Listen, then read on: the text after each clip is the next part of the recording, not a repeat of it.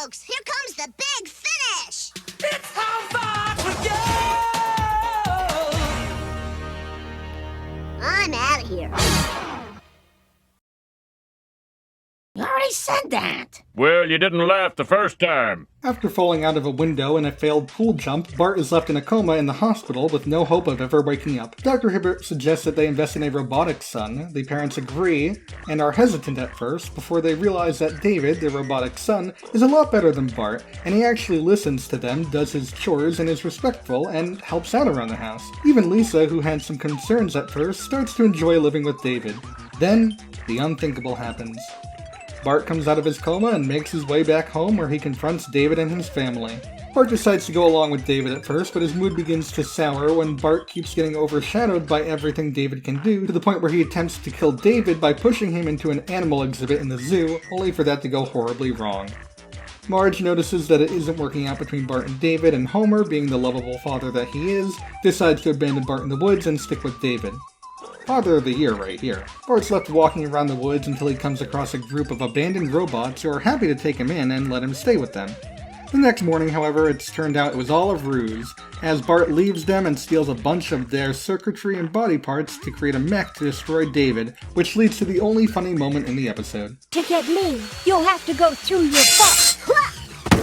Homer takes David's legs, and then the segment ends with it all being a dream from Homer, who is actually possessed by the devil. I mean, it's one way to end a segment. I really have nothing else to say about this segment, so I'm just gonna leave it. Actually, that's not fair. I'm sure I can think of some good things this segment has. I like the logo recreation. And, I like the, Parenthesis, sinister laugh, close parenthesis. After getting an invite to Mr. Burns' estate, Homer and many other side characters, including Moe, Lenny, Carl, and Apu, to name a few, are all given a feast before Burns reveals his true intention as to why he really invited them there. He's planning on hunting them, and anyone that survives until noon the next day will be given their freedom. After killing Comic Book Guy and Burns' lawyer, the rest of the guests flee the mansion and go to hide on the grounds. Burns easily finds and kills Apu and Krusty, and he's chasing after Homer before Homer manages to escape. He sees a bunch of other people hiding in the tree above him, and he attempts to hide with them, but thanks to his weight, he launches everyone off the tree, and Burns shoots them all like clay pigeons. Homer and the remaining survivors are all huddled over a campfire when Burns shoots all but Homer down in his biplane. Hurry up, Lenny! We'll be late for work at the bed! I ship him. Homer manages to evade Burns all night, but is eventually caught after trying to trick Mr. Burns. Things seem hopeless until Burns and Smithers are incapacitated by Marge, who hits them over the head with a frying pan. I forgot to mention, actually, that this is being televised, and that's how Marge knew where to go and what was happening to Homer.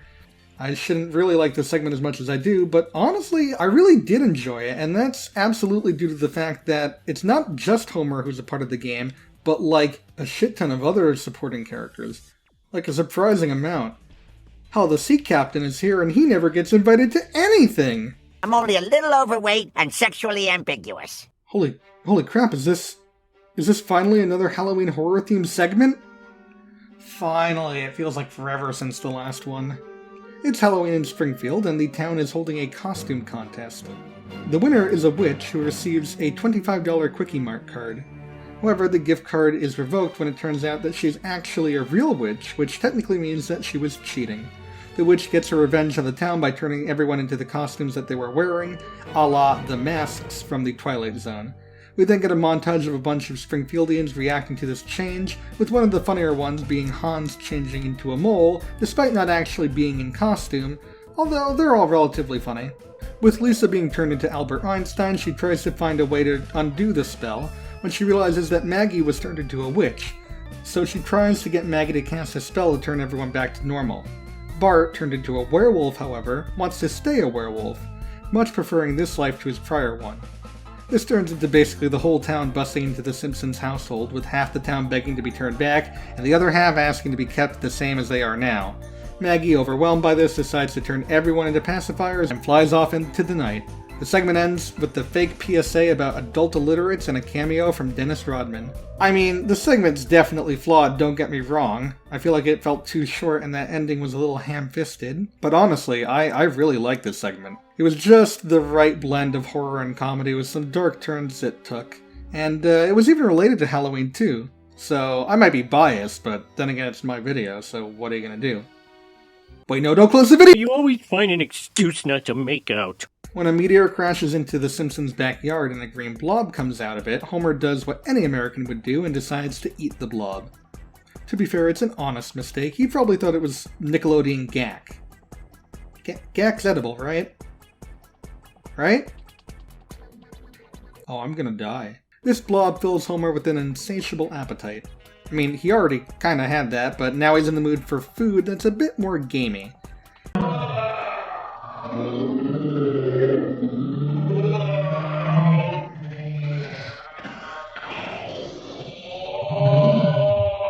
Homer takes a walk outside to take his mind off of things when he comes across a group of teenagers doing normal teenager things. You know, like playing in the sand, covering each other with barbecue sauce, writing angry tweets, you know, teenager stuff. Homer gets a taste of one of the teenagers and goes on an eating rampage across town, consuming more and more people and getting larger and fatter.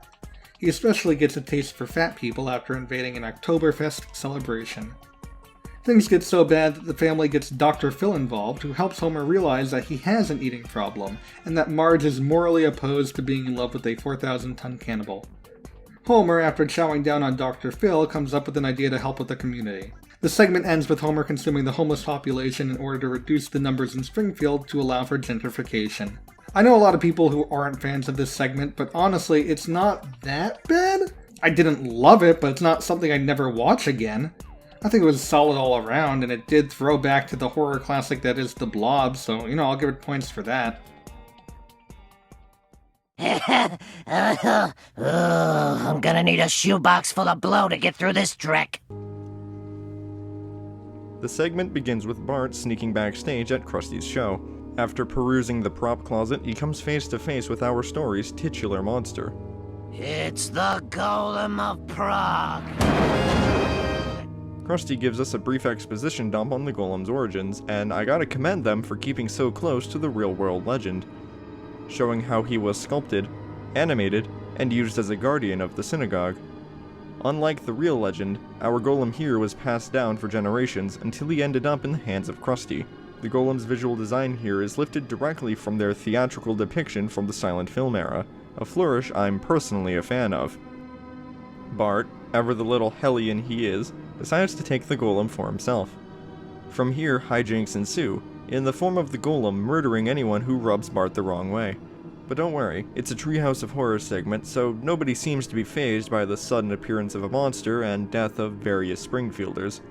Anyway, after Lisa gives the Golem the ability to finally speak, he expresses remorse for all the bad he's done, in addition to giving us some run-of-the-mill stand-up.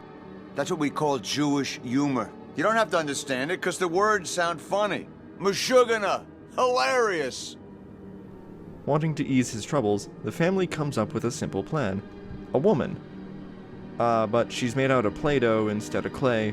Turns out the power to create life from scratch is something even a simpleton, or a Simpson, can manage. Thankfully, unlike the Bride of Frankenstein, which quickly resulted in more heartache and dead folks, this scheme actually works out. The pair immediately fall in love and live happily ever after.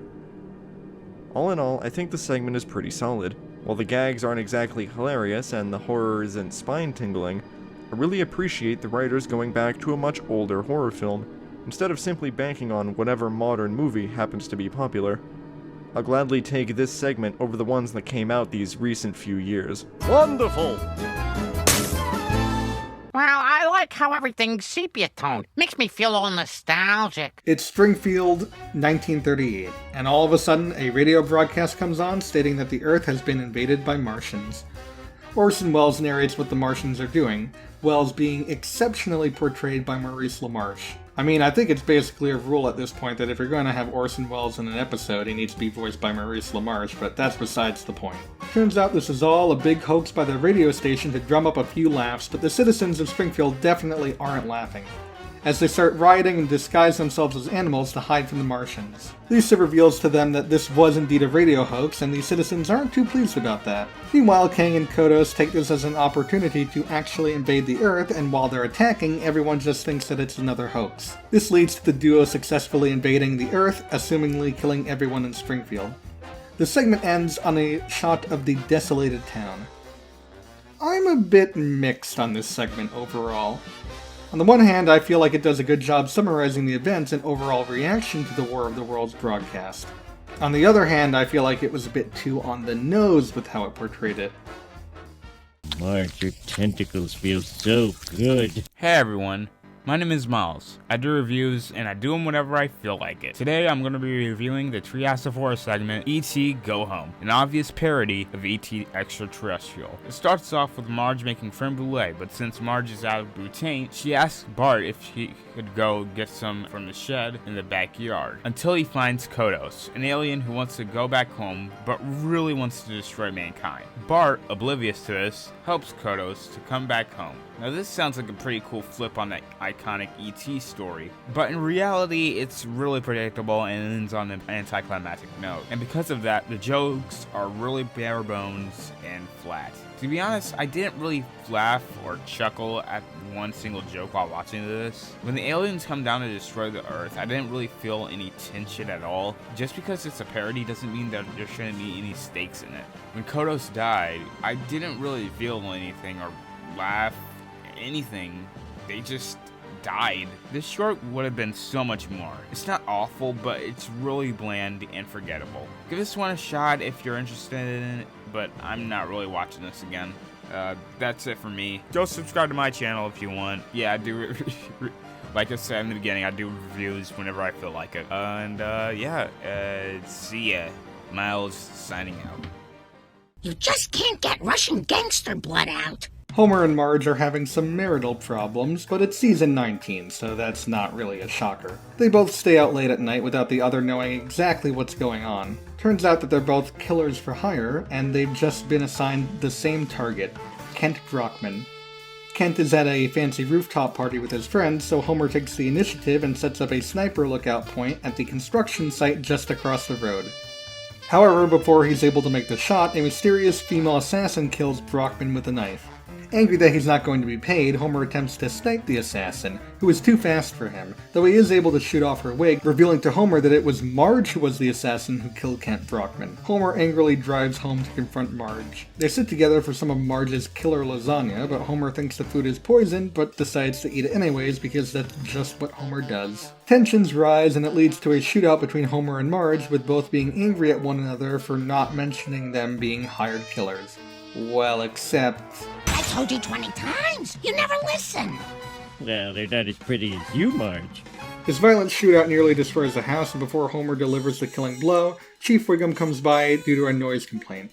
Marge just straight up shoots Wiggum with a crossbow, killing him. Turns out that killing other people is an aphrodisiac for the two, and the spark in their marriage is rekindled. I thought this segment, while funny, didn't really fit in a Treehouse of Horror showcase. The Simpsons have a lot of other anthology showcases that this could fit right in with, but it just doesn't really work here in my opinion. Can't talk! Lighting poo! This segment starts out with Bart, Lisa, Milhouse, and Nelson going trick-or-treating.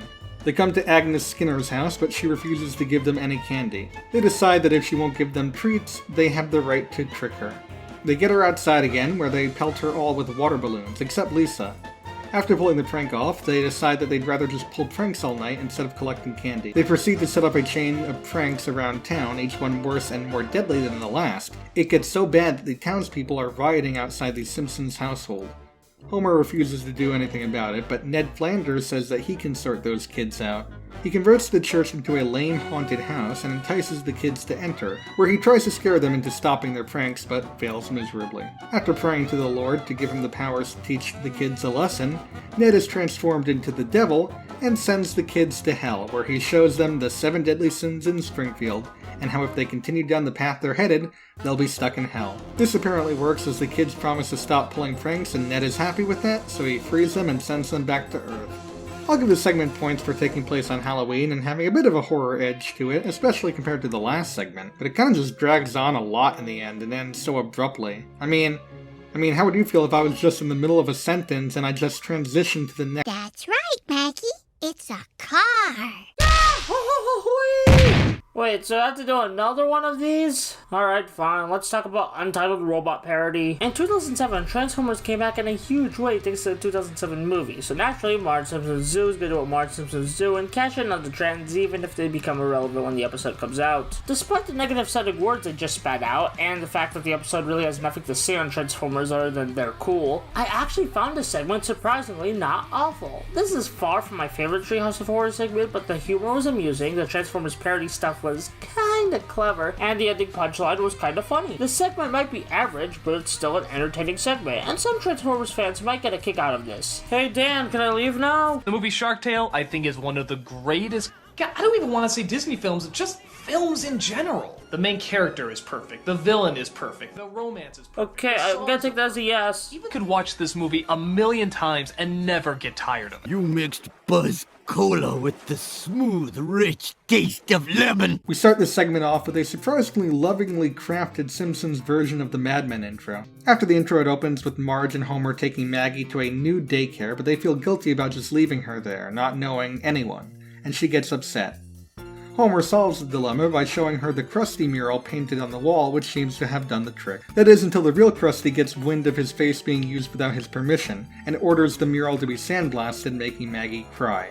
We cut to Krusty outside, arguing over the phone when Homer comes up to him, angry at Krusty for making his daughter cry. My intellectual property rights were being infringed. Do you know how that feels? Okay, I think they knew what they were doing here.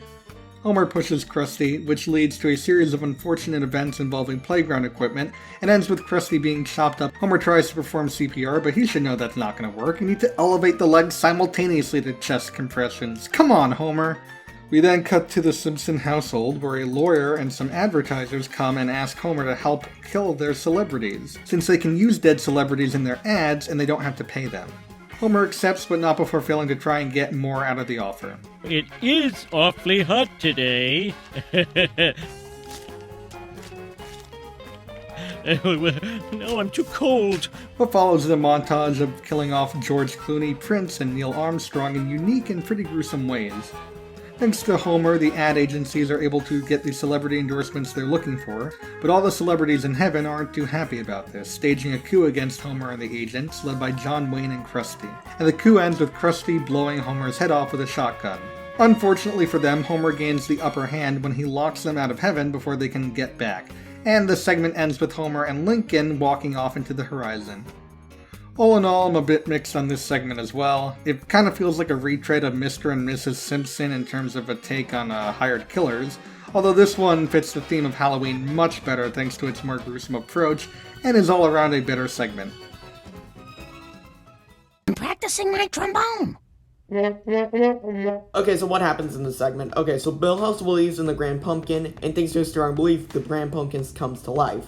But after seeing that humans are eating and carving pumpkins, this giant pumpkin becomes crazy and starts eating the people in Springfield. So the only thing that can stop imagination is more imagination. So Milhouse believes in a giant-ass Thanksgiving turkey, and so they fight out and then the episode ends. So this episode's basically a parody of Charlie Brown, and I think this episode is actually the best segment out of Treehouse of Horror 19. It really wasn't the funniest, but it definitely does have its pretty good humor.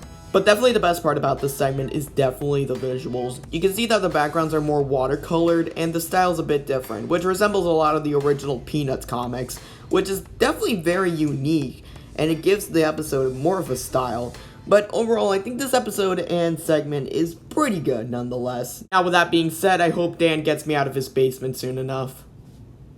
I hope. If I see Crisscross one more time, will that change your mind? I've never really been a fan of The Simpsons, and nor have I watched much of it. I have watched the odd amount from TV, and coincidentally enough, I really only remember watching one of the Treehouse of Horror episodes. I have no idea which one, mind you, but the idea alone that someone in this collab might review the segment I watched as a kid is exhilarating. Anywho, I was given Dial M for Murder or hashtag to return to main menu, a title that is seemingly enough inspired by the Alfred Hitchcock movie of a similar name. The story of this segment is pretty simple. It starts off with Lisa being in class, and she's flabbergasted that another student managed to beat her in grades, leading her to cuss out her teacher. And by cuss out, I mean the Simpsons cuss out. And Lisa's teacher is astonished by her brashness and sends her to detention, where she sits next to Bart. And Bart, being the epitome of evil, he does a wee maneuver on Lisa called crisscross.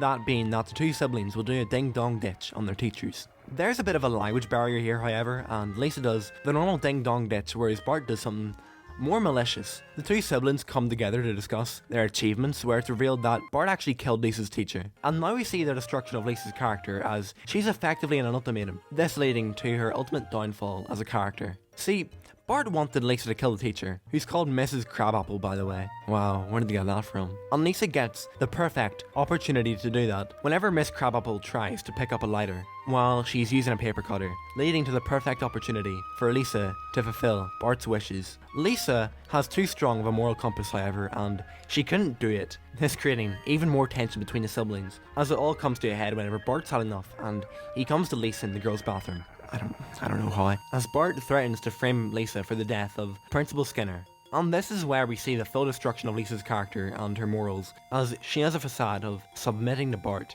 But instead of killing Crabapple, she grabs a knife from Skinner's head and starts trying to murder Bart in self-defense. Self-defense in quotes. This is where we get a lot of interesting and dynamic shots, this tying back into the whole idea of this being inspired by Alfred Hitchcock. This segment is really only inspired by the cinematography though, from the black and white colouring to the very striking shot composition and the iconography used. That's not the end of the story though. After this massive chase scene, Bart then hides on a merry-go-round, or whatever you call them, where Lisa approaches him. Lisa has a relapse into her old character and decides that killing Bart isn't worth it, and that if she did kill Bart, she would just be as bad as him. So, what any good sibling does, she throws the knife away, but she does it really badly and Bart dies. Then Miss Crabapple comes out of nowhere and starts smiling, and the two walk away, while Bart's left dead on the merry-go-round.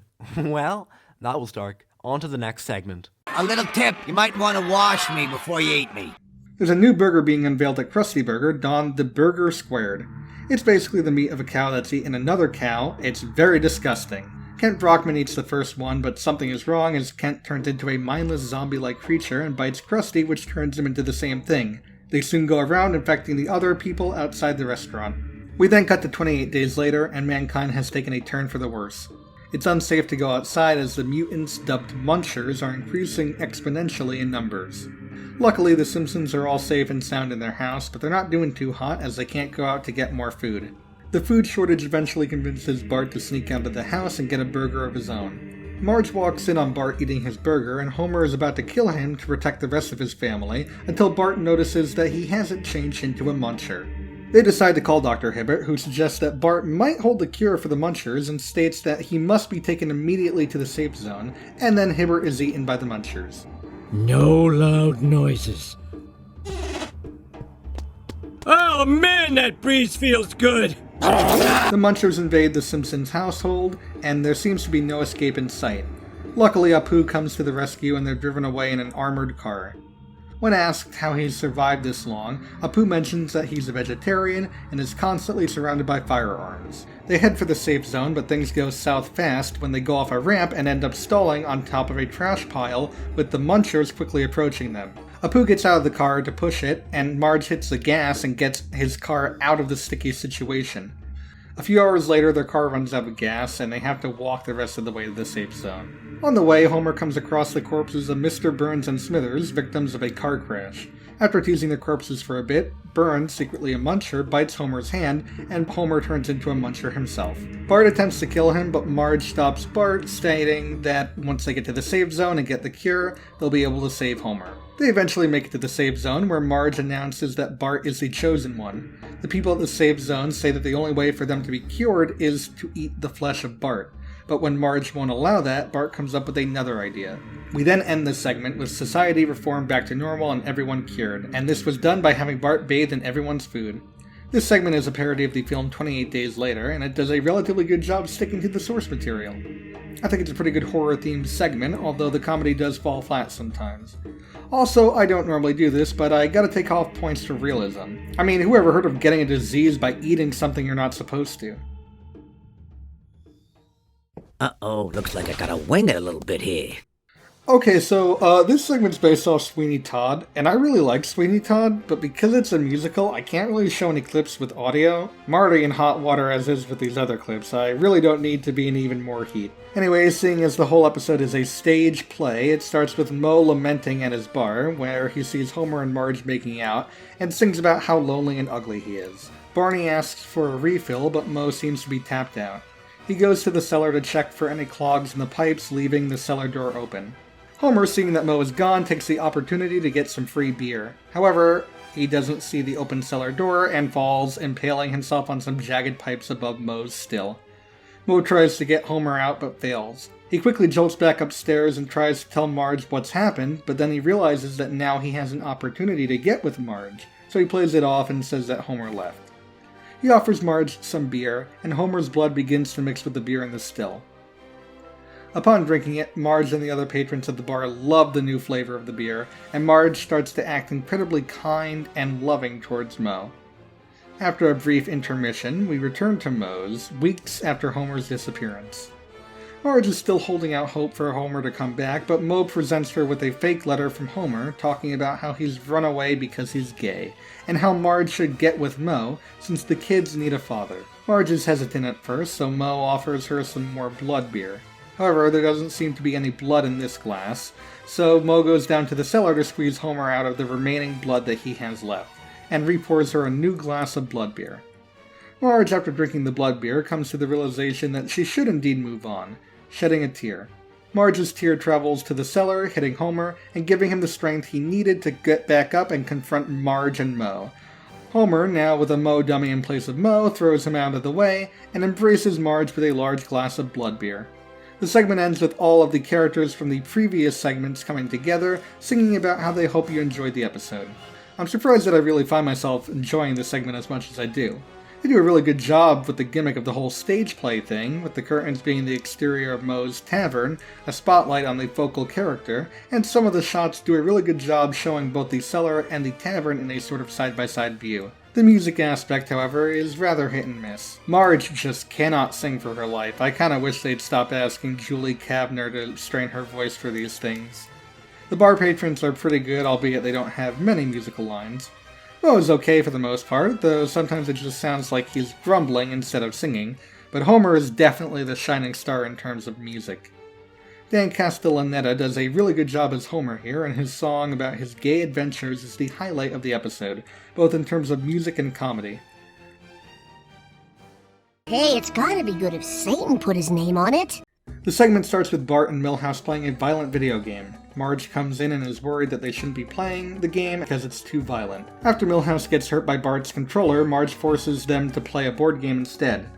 After going through a quick rundown of knockoff board games, they come across one that they'd never seen before, Satan's Path.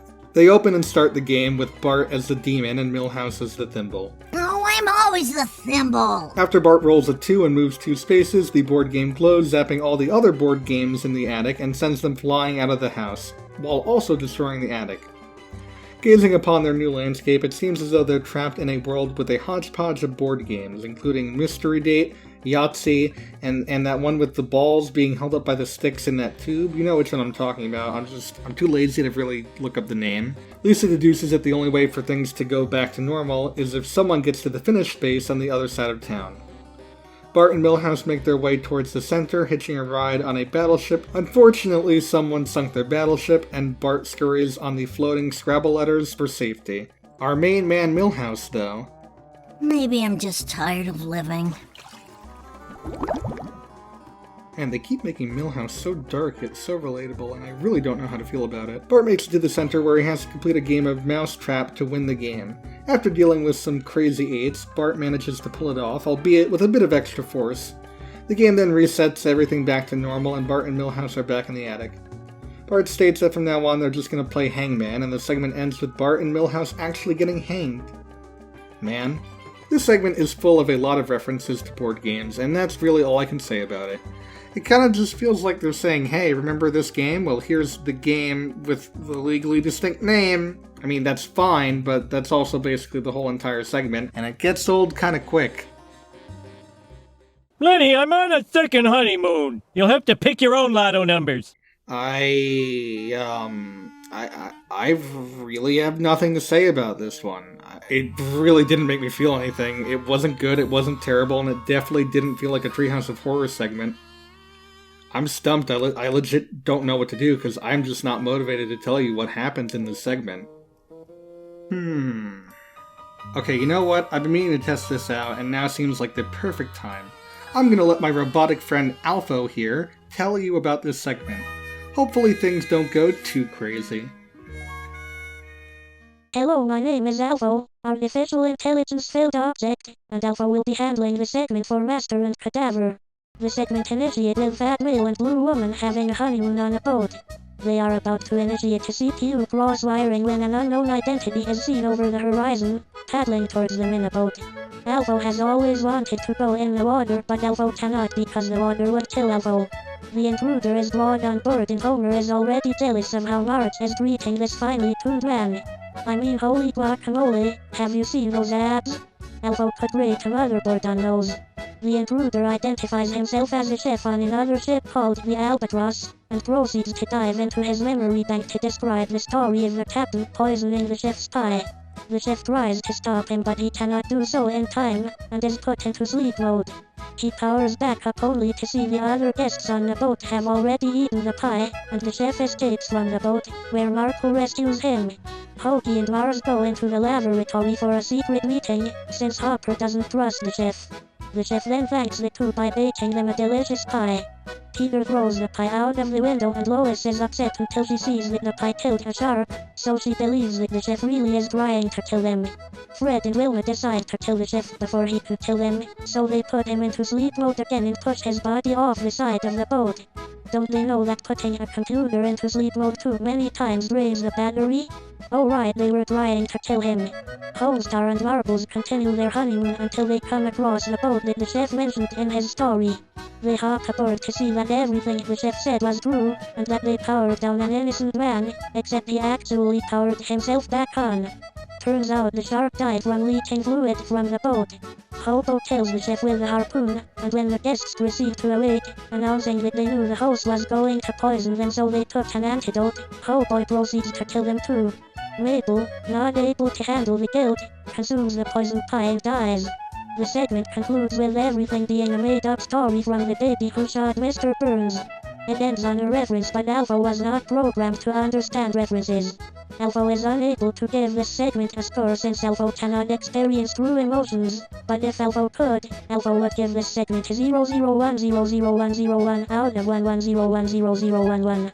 Segment complete. Wow, Alpha, that was just terrible. I cannot fully comprehend or express just how awful what I heard was. You're fired. Alpha has discovered a new emotion. Vengeance.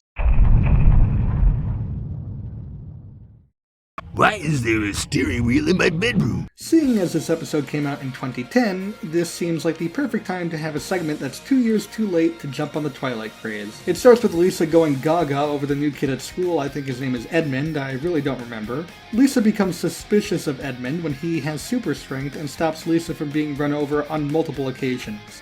Lisa decides to trust Edmund and they run into the forest where Edmund reveals that he is indeed a vampire. Lisa's like, oh, that's so cool, dude, and they jump through the trees together. Now you're probably thinking if this is a Twilight parody, then where's my main man, Jacob? I feel the change coming! Damn, they really just keep giving Milhouse L after L, don't they?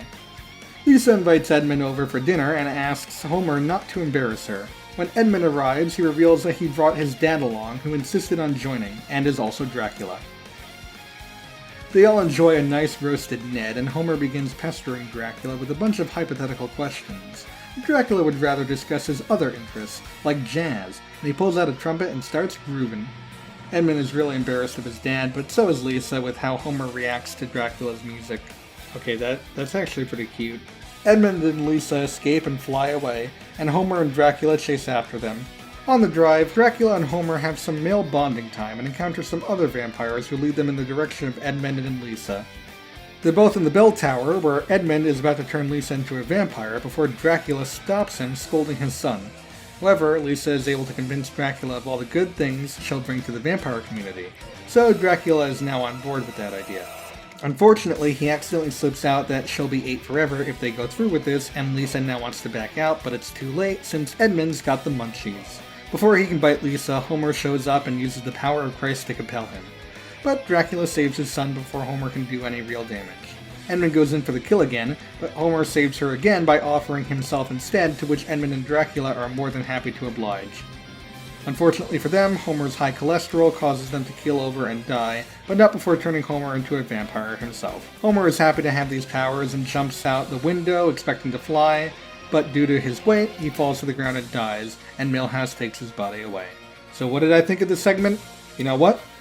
For as obvious as it is that they're trying to cash in on a trend, it's honestly pretty solid, definitely the best of the episode. It was funny, it surprisingly had a bit of charm, and while it was related to an out-of-date movie, what the Simpsons offer in terms of a parody more than makes up for this fact.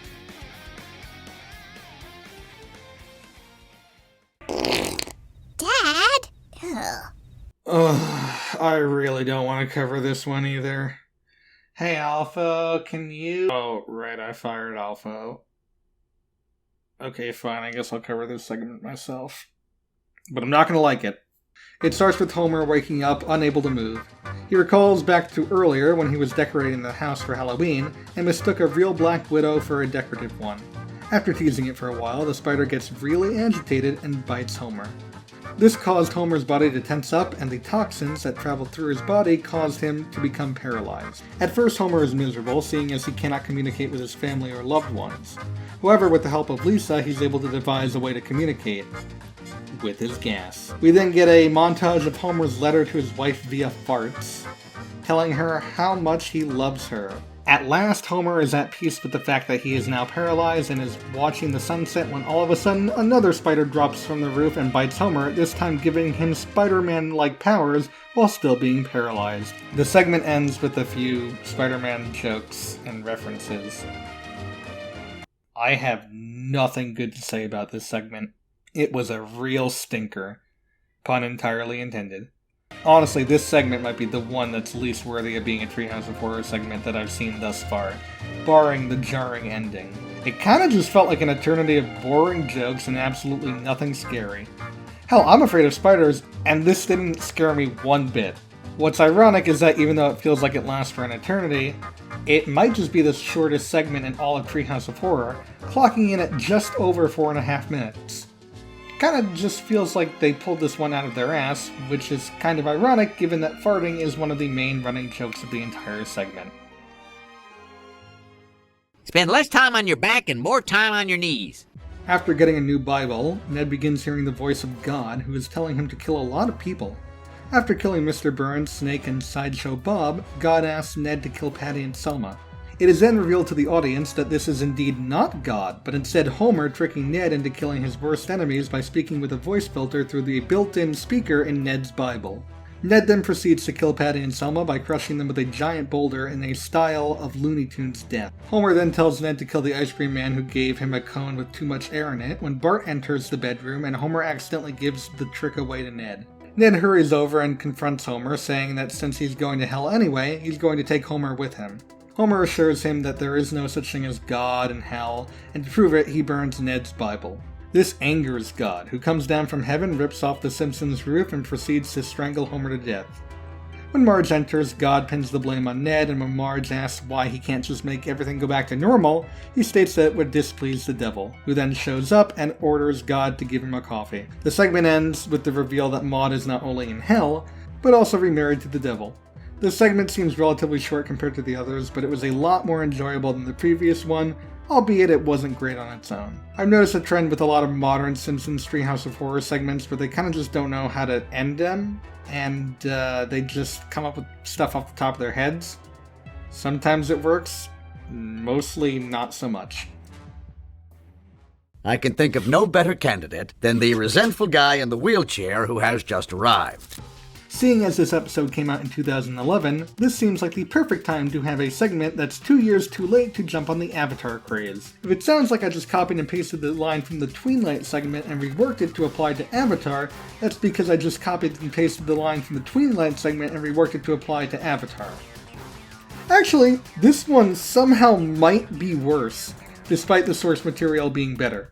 Even though I watched this segment, I really don't have anything to give you in terms of plot synopsis because, no joke, what happens in this segment is more or less how the movie plays out, negating a few not so important details. It really does feel like they just got an Avatar Mad Libs and filled in the blanks with stuff related to The Simpsons. And that's not even mentioning the most uncomfortable part. So Bart plays the wheelchair guy from Avatar. I don't remember his name. Like Jake? I think it's Jake. But he's still 10 years old. So when he gets an alien body, he's in the body of a 10-year-old alien with a 10-year-old human mind. And then he finds a female alien, they hit it off, and they proceed to have sex. It's really weird and kind of gross, not only because he's still basically a 10-year-old, but she basically has the voice of a 60-year-old mom, so that doesn't exactly paint a pretty picture. Oh, turns out she's actually also 10, so that might actually somehow be worse? For the life of me, I cannot think of anything to say about this segment. If you've watched Avatar, it's Avatar. At least with the Twilight parody, they stray from the source material, and I can really respect that. Here, it really does feel like a chance to cash in on the Avatar trend, but 2 years too late. That money could have been used for a war! When the town of Springfield unveils a new particle accelerator, unfortunately things don't go as planned and nothing really happens. This leaves the town upset and mad at Lisa, since she was the driving force behind this entire operation. Once everyone leaves, the particles start to accelerate faster until they collide, forming a mini black hole. The black hole escapes from its containment and Lisa makes contact with it, only for Ralph and Nelson, and presumably Willie, to get sucked in. She takes the black hole to her basement, where the family is wondering what to do about it. Lisa tells the family that no one is allowed to feed the black hole, since it'll only keep growing bigger with the more people that feed it. Unfortunately, the family doesn't listen and they all start feeding the black hole their trash. It gets to the point where the black hole becomes much bigger and eats its way up to the living room. There's a knock on the door and the rest of Springfield is outside with their trash. The black hole gets larger and larger and is one item away from hitting critical mass. At that very moment, Milhouse hits a home run in his baseball game, with the ball flying into the black hole. This causes the black hole to go crazy and suck everyone and everything up, except Maggie, whose pacifier is enough to quench the black hole's hunger. The rest of the Simpsons family gets transported to another planet where the inhabitants have been treasuring their trash. The segment's relatively solid, focused a little more on the sci-fi aspect than horror, and some of the comedy fell flat, but at least it was an original idea, and it was executed relatively seamlessly. Ooh, I can't wait for tonight's massacre.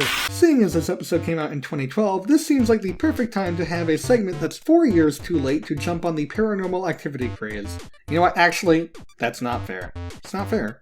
By this time, Paranormal Activity 4 was just about to come out, so it was still a relevant series, and at least it was horror-related, so it had that going for it. Homer sets up a series of closed-circuit cameras around the house because something awfully spoopy is happening while they sleep. They're able to capture footage of some paranormal phenomena, and they decide to set up even more cameras to see if they can pinpoint just exactly what's going on. On the second night, Marge starts acting really weird, standing above Homer while he sleeps and when he goes to the bathroom. That morning, a fire is set ablaze in their house, and Wiggum confirms it to be hellfire, meaning one of them made a deal with the devil. The third night, some unseen force breaks into Maggie's room, and is about to steal her when Marge intrudes and refuses to give up her baby. Bart covers the being with baby powder, revealing it to be a demon that looks slightly more handsome than Mo Sizlak. Turns out Marge made a deal with the devil when she was a kid, after her sisters stupidly tried to summon him, and agreed to let them go if he could have their favorite child 30 years later. Homer interjects, asking if there's anything they can do to change the deal. The demon agrees to let the whole thing go if Homer has a three-way with him and another demon. I found myself quite enjoying this segment. Sure, it was a little played out and a bit pandering, but I thought it was fun and creepy. It being based on a horror franchise is a good step too. Not that many Simpsons segments do that anymore. And for the first time in a while, it actually did do a really good job blending the horror and comedy. Sometimes a mysterious invisible being from hell waits for a family to go to sleep, then kills them. Now go to bed. School night. Here, kid, hold my keys while I grab some lunch. Bart wants to purchase a Radioactive Man comic, but because of how old and vintage it is, it costs a lot of money. And the only way he can afford it is if he goes back to 1974 when the issue is first released. Luckily for him, Professor Frink stops right outside by Bart with his new invention, a time-traveling car. He gives Bart the keys while he goes to get some lunch, so Bart goes back in time to 1974 Springfield. He purchases the comic and is about to go back when he passes by Homer's old high school and overhears the principal scolding Homer and Barney for smoking in the bathroom. Bart decides to investigate further, and what we get is sort of a retelling of the detention scene from The Way We Was, except this time Bart is there. Homer is strangling him, and Marge is appalled by Homer's actions of strangling Bart, which causes them to not hit it off like they did in the actual episode, but also for them to get into a big fight. Bart is worried that this could mean he was never born, however it actually turns out that his life is much better, so he decides to not get them back together, much to the chagrin of young Homer, who sneaks into his time machine and follows him back to the future. Bart goes to his now mansion, where he finds out his father is Artie Ziff, which kinda makes sense canonically, and Bart much prefers his new life to his old one. Meanwhile, young and old Homer meet in a tree watching outside the Ziff residence, both miffed at the fact that Marge didn't settle for them. They decide to take vengeance on Artie and Bart by going back in time and collecting a buttload of other Homers to form an army and attack the two. However, all the Homers are relatively lame, and Artie and Bart have no problem defeating them relatively easily. Marge then steps outside, and seeing the pile of beaten and broken down Homers, she realizes that she married the wrong man and decides to marry all the Homers instead. The segment ends with Marge getting upset that none of the Homers took out the trash when she asked them to. All in all, this was a fun segment, and although it doesn't feel like a Treehouse of Horror segment, it is a love letter to classic Simpsons fans, so I can forgive it for now.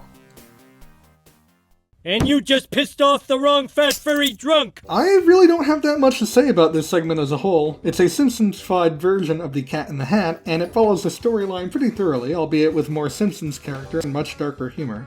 Just to give you an idea, it's Halloween night in Springfield, and the Simpsons kids are stuck inside because they have the mumps. However, when their mother goes to a costume party, Homer, as the Fat in the Hat, hears them and takes them around town. Unfortunately, let's just say that things don't go exactly as planned. I don't want to spoil too much more about this segment. I think it's one that everyone should watch, not so much for the storyline, but more so for the dedication to Seuss's work. The art style shifts to a more Seussified look.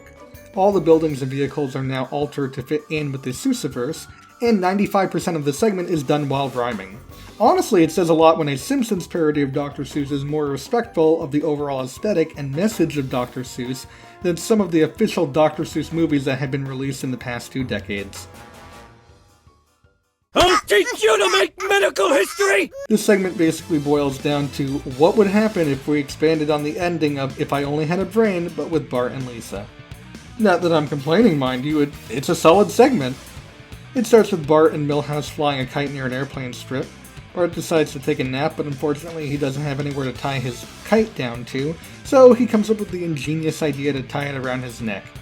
Unfortunately, this backfires when the kite gets caught on the helicopter and effectively slices his head clean off his body. Bart awakens in a hospital bed with his head attached to Lisa's body.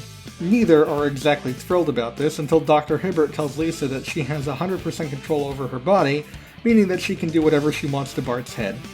She then proceeds to humiliate him in numerous ways, all culminating in Lisa showing off Bart for show and tell. This leads to the two getting into an argument and they have to be sent to therapy. The therapist suggests that they say a few nice things about each other, and this turns out to work, with them becoming more friendly towards each other and helping out. At the end of the day, when Lisa goes to sleep, Bart reminisces about how much they've grown together, when Bart inadvertently realizes that he has full control over Lisa's body when she is asleep. Bart devises a plan to remove Lisa's head from the body, giving him total access. After the first plan goes wrong because of reasons, Bart attempts to chop off the head in the old-fashioned way, at a sawmill. Unfortunately for him, Lisa wakes up just in time to take control of her body, and she repositions her body to chop off Bart's head instead. Soon after, though, because she wasn't paying attention, her own head gets chopped off.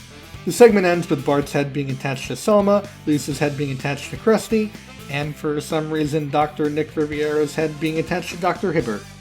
This is a harmless segment, and it does have its moments. I feel like if it had a little more time to grow and develop, it'd be a classic, but that's the sacrifice of being a Treehouse of Horror segment. Seriously, folks, I really think we should stop this Hitler guy. This segment takes place at a traveling circus in the 1930s. It showcases Burns as the ringmaster, Marge as the trapeze artist, Homer as the strongman, and of course the Freak Show, featuring a menagerie of Simpsons-fied freaks, but you haven't seen anything yet. Behold, the most hideous creature of all. How you doing?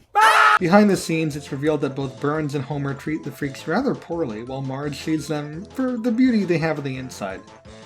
Moe starts falling for Marge, so Tweedle Lenny and Tweedle Carl suggest that Moe propose to Marge, with the emerald ring that his mother gave him.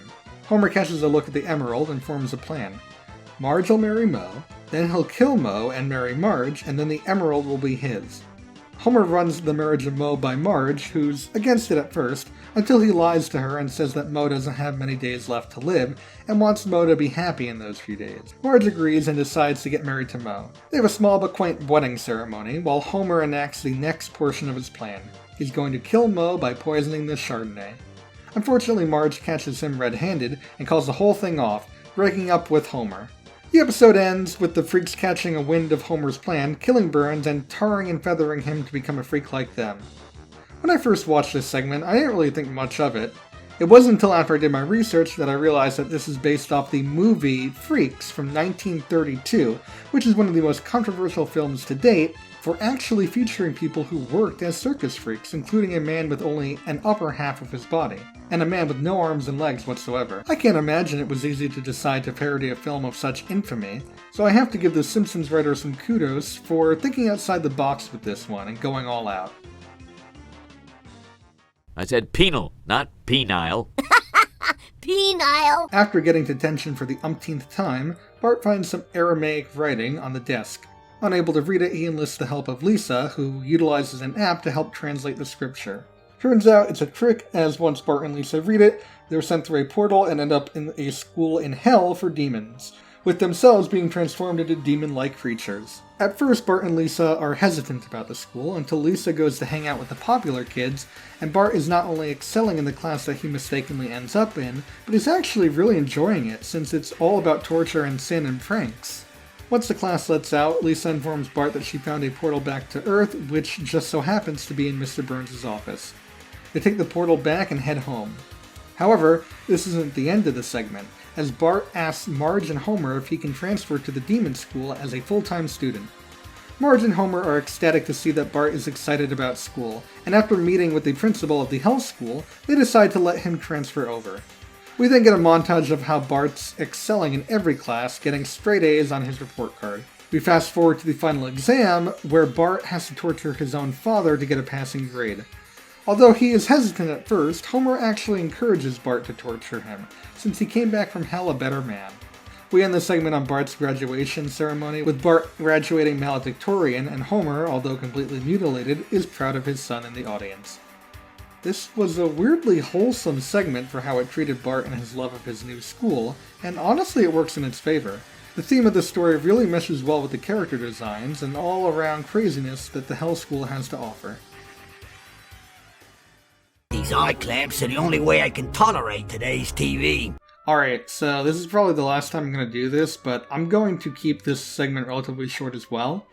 I've never actually seen A Clockwork Orange, a travesty, I know, so I feel like it'd be unfair for me to give a deep dive into the synopsis and give my 2 cents on it, especially given the confusing nature of the original source. I will say that this segment is an extremely enjoyable one, and it makes me want to watch A Clockwork Orange even more. If you've already seen the movie, I definitely recommend watching this segment because you're either going to love it or hate it. That is kind of the basis that I have in terms of reference. Frosty chocolate milkshakes! The Simpsons household is in the middle of a poltergeist.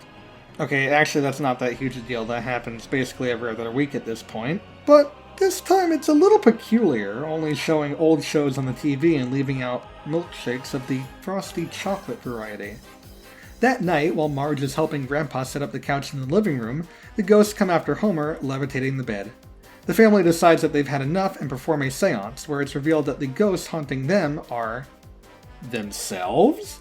Or more accurately, their characters and designs from the Tracy Ullman show. This leads to some humorous interactions between the two families, with the main conflict being that Homer and other Marge kinda start falling for one another. Marge gets so jealous that she decides to kill herself, thinking that Homer will like her more as a ghost. Well, hello. A ghost! Homer now has to choose between Marge and other Marge, but before he can make a choice, other Homer comes in and beats Homer to death with the toaster, turning him into a ghost. When Bart and Lisa find out, they kill themselves since they don't really want to do all the chores themselves, and after they turn into ghosts, groundskeeper Willie collects their bodies. Wait a minute, who killed Maggie? The families then get into a big argument when all of a sudden, Dr. Marvin Monroe appears to try and get the families to hash it out. Yay, I'm so glad that he's back. He's my favorite. The Marges decide to let Homer choose for himself once and for all, and Homer decides to stick with his Marge since she knows everything he's already done and still decides to stick with him. Both couples reconcile and we're treated to the families enjoying a ghost breakfast together when Lisa makes an observation about how if there's one version of The Simpsons and another version, then who's to say there aren't even more? We're then treated to a menagerie of Simpsons from different universes, like Minion Simpsons. The segment ends with both families gathering together for a big group family photo. So a few years ago we had the segment that paid homage to when Homer and Marge first met.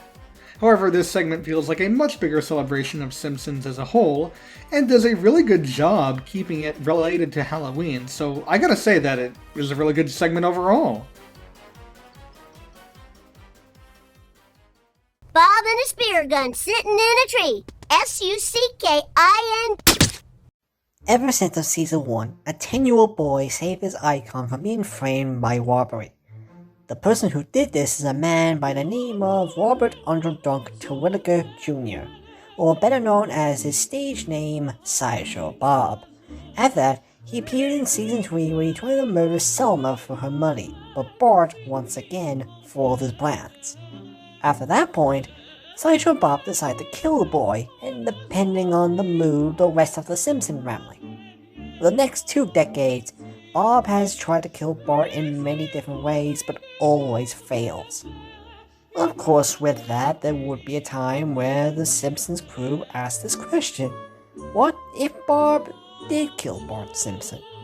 Well, in Treehouse of Horror 26, they finally give Bob what he's been wanting for the 24 years, as he puts it, killing Bart Simpson. And killing him. Again, and again. Even Kelsey Grammer was excited about having Bob finally kill Bart after all the years. Well, the plot about this is really about Bob finally killing Bart Simpson. However, when his life starts to feel not the same anymore, Bob realizes that trying to kill Bart Simpson brings him joy, so he builds a machine in order to bring Bart back to life, only to murder him multiple times. And that's what really this segment really does. It just gives Bob unlimited ways to kill Bart Simpson, like shooting a harpoon through his heart, beating him with a sledgehammer, shooting him with a gun, and many more.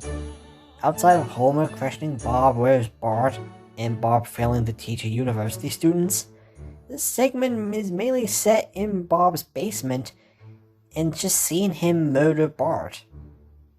I will admit, the whole idea of Bob holding Bart's corpse around the house and seeing Bart's decomposing body is enough creepiness to see. Especially since we don't even know how long exactly Bart has kept his body. After a while, Lisa just randomly finds Bart's corpse in Bob's basement and brings the rest of the family to the house. After bringing Bart back to life, Homer kills Bob by smashing a lamp on his neck. That's for trying to frame Krusty! What about all the times you tried to kill me?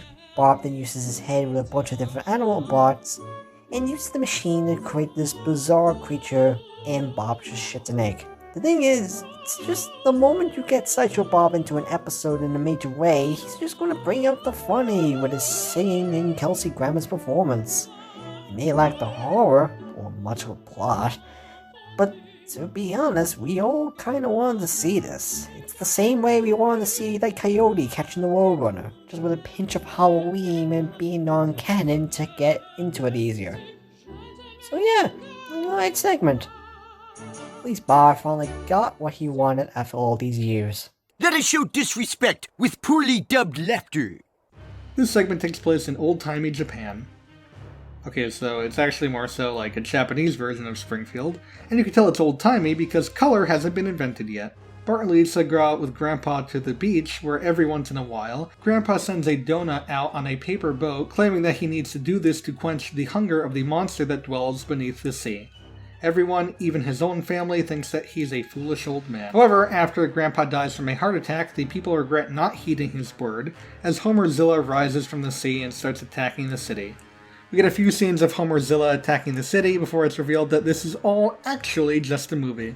Studio executives are pitching a reboot of Godzilla for modern audiences and are using this as sort of a pitch reel. After getting greenlit to make the movie, we jump to the movie's release 2 years later, entitled Zilla. And as with many Americanized versions of Japanese media, it's bastardized with terrible effects and product placement. Pascola! The movie bombs, only selling 1 ticket, so the execs decide to ditch all the footage and merchandise at the bottom of the sea. So it's kind of hard to describe my feelings for this segment. For one, it's not really that scary, and it's not really that funny either, and even though they're ripping from the old Godzilla movie, some of the accents they pulled don't really age all that well, which would be okay if it wasn't for the fact that this came out in 2015.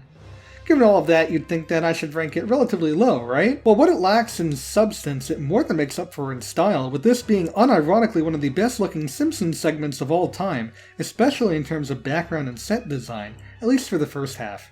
It also does a good job portraying Homerzilla as just a guy in a costume in the original movie, with being able to see how shabbily the rubber costume is made. It's a lot of effort to put into something that, unfortunately, just doesn't really hold up all that well in terms of everything else. Oh god, everything is moist and moving!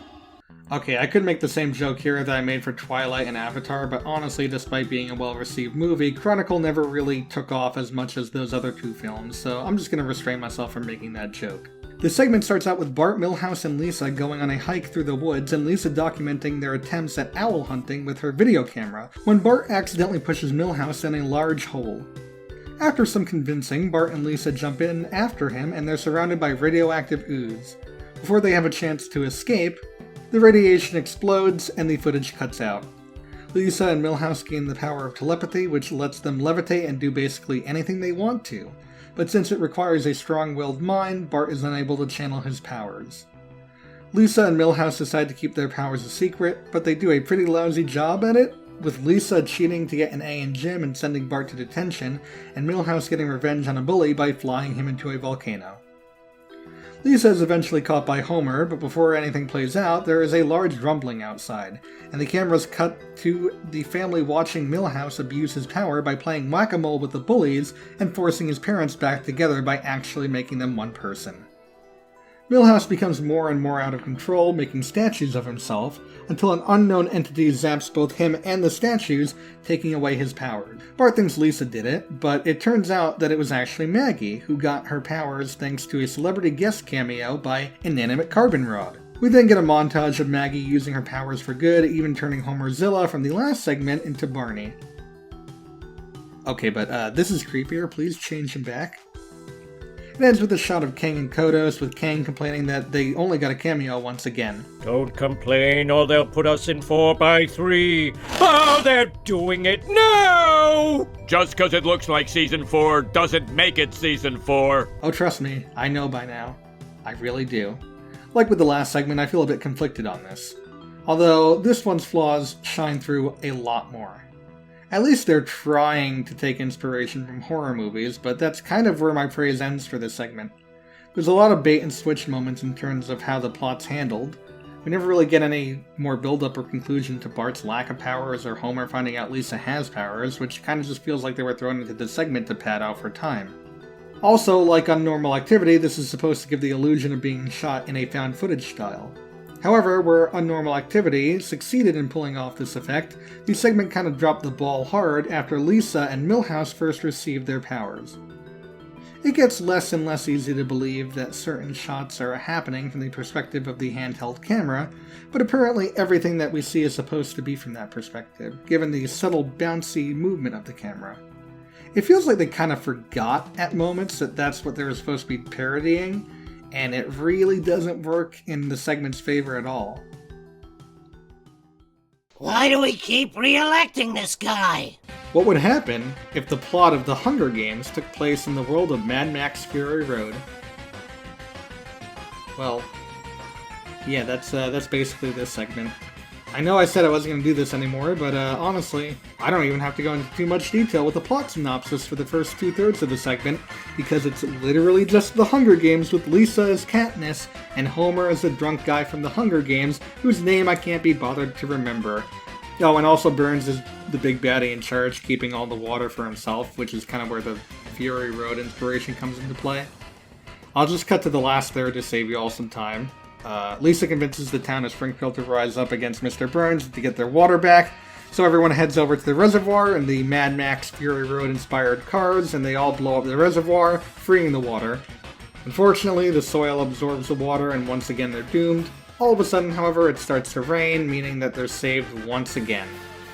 Kind of doesn't really make much sense, given that they said that the rain just stopped one day and never came back. To see it come back so conveniently, I don't know, whatever.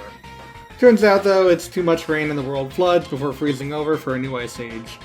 And that's basically the whole segment. It's kind of obvious that they threw in the Fury Road stuff last minute, given that those two whole things I mentioned were the only things related to the movie at all. The one good thing I can say about this is that I do like how creative they get with some of the vehicle designs, like Barney's plow and Willie with the bagpipes. Unfortunately, that whole part lasts about 20 to 25 seconds total, and the rest of it is basically just, hey, remember this scene from The Hunger Games? Well, here's the scene again from The Hunger Games, except slightly different.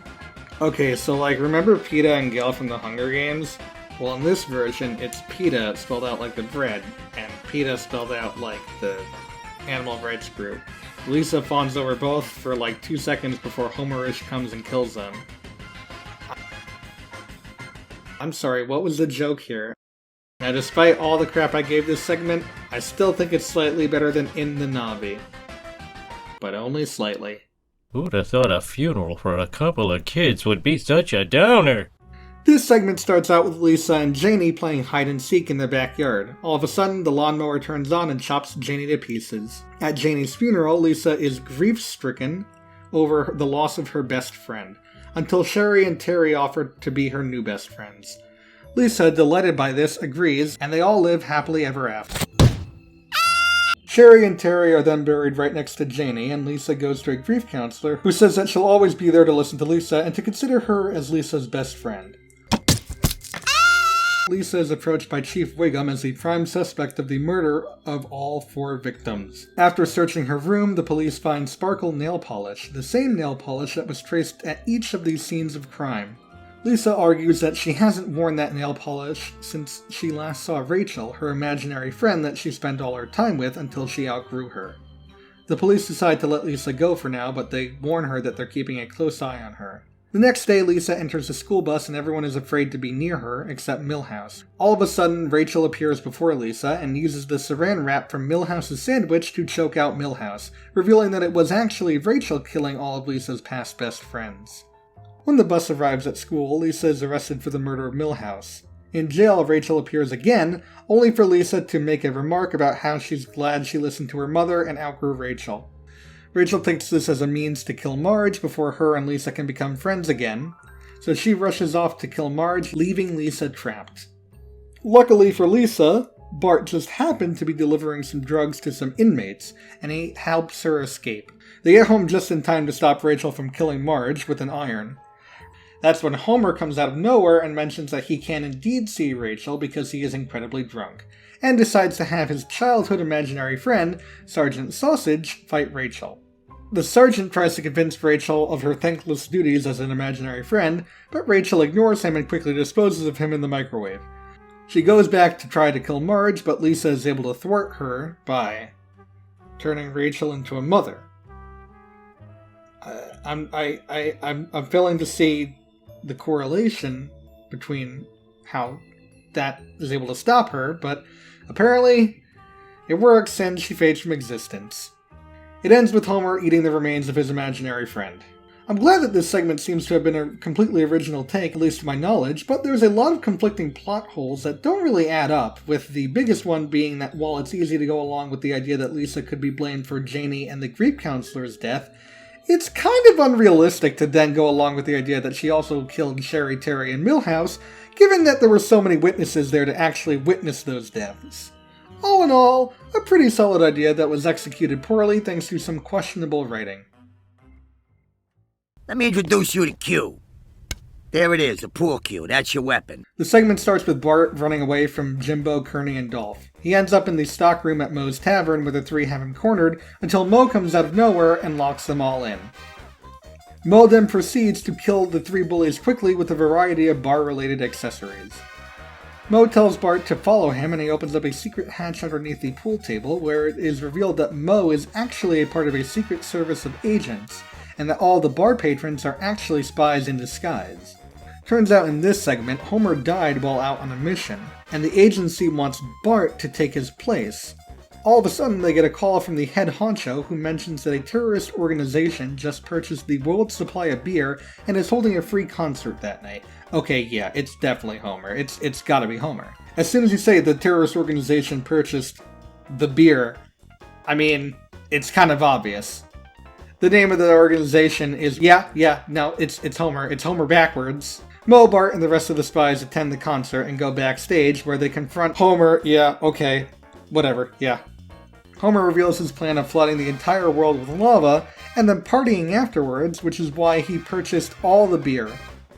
The spies are about to put a stop to his plan when Homer calls upon all the viewers of the concert to attack the spies. This leads to a violent but quick fight sequence between the spies and the people of Springfield, ending with Bart and Homer being the last two alive. Bart mentions that he doesn't want to kill his dad and goes in for a hug, but turns out Bart was lying and stabs him in the back. The segment ends with a subpar James Bond music parody, talking about how this is actually episode 600 of The Simpsons. I probably should have mentioned that earlier, but whatever. Honestly, this segment would have been okay if it wasn't for the fact that, yes, this is the 600th episode of The Simpsons, and seeing how this is the only segment to mention it, minus the cold open, it feels like less of a celebration of The Simpsons, and more of a jab at bad shows on Fox that were cancelled before The Simpsons. Yeah, they take a jab at themselves, calling out Futurama as one of the shows, but this really doesn't feel like a celebration of The Simpsons. Or a segment worthy of Treehouse of Horror, for that matter.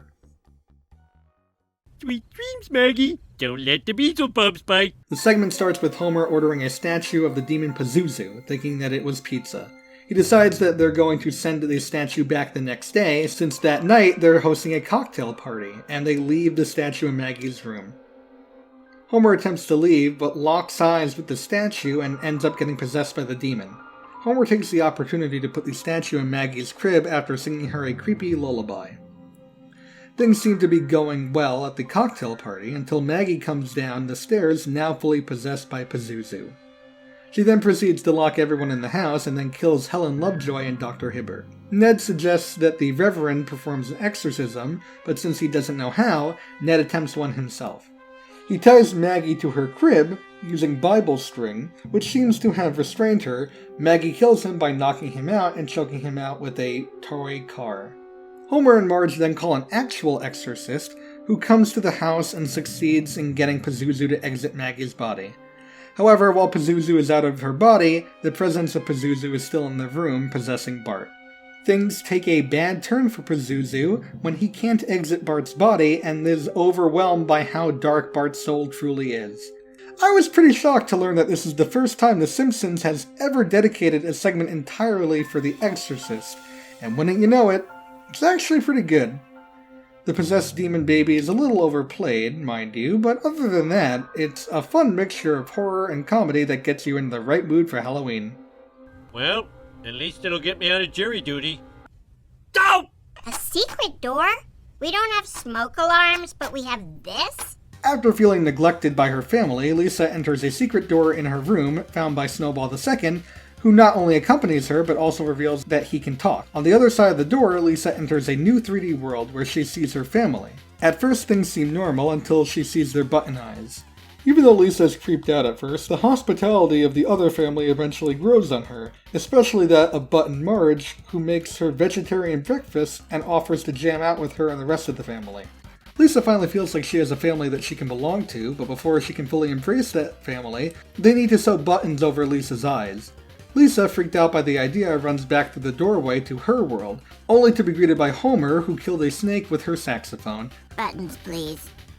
A few days later, and Homer just now realizes that Lisa is missing, which everyone else knew for a few days now. Homer just accepts the fact that they have 2 kids now. Maggie will get Lisa's room, Maggie will get Lisa's clothes, Bart will get Lisa's homework. Homer and Marge wait outside the door for Bart to come back, and since it looks like he's not, Marge goes into the door after him to look for him. A few more hours pass, and the cat tells Homer that he's been kind of a dick to his whole family. So Homer decides to go into the other world for himself, only to see that his entire family has opted to get buttons sewn onto their eyes. Button Homer gets angry and tries to attack Homer, but misses and gets impaled by a pair of scissors. This triggers Button Marge to turn into a bug-like monster version of herself, leading to what I can only assume to be a pretty well drawn out action/horror sequence, right?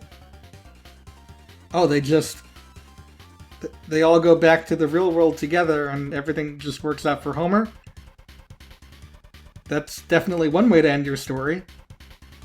To be fair, while I wasn't a huge fan of the segment's end, I'd be lying if I didn't say that the amount of effort and production quality that went into making this segment didn't pay off and produce an extremely solid segment, because it really did. My hot dog! Homer Simpson is a man with many different interests of food. From donuts, pork chops, gummy beer tamales, burgers, insanity peppers, lobsters, and a lot more. Yet, if you ask what is the weirdest thing Homer has eaten over the 25 years, well, how about eating himself to death? Yes, this is from an official Simpsons episode, not from the darkest corners of the internet. After being left home for a day, Homer runs out of food that isn't healthy. While cooking a single hot dog, he cuts his finger off that falls into the grill and cooks it. Homer eats it and discovers how tasty he is, to the point that Homer does no longer enjoy normal food anymore and keeps eating parts of himself.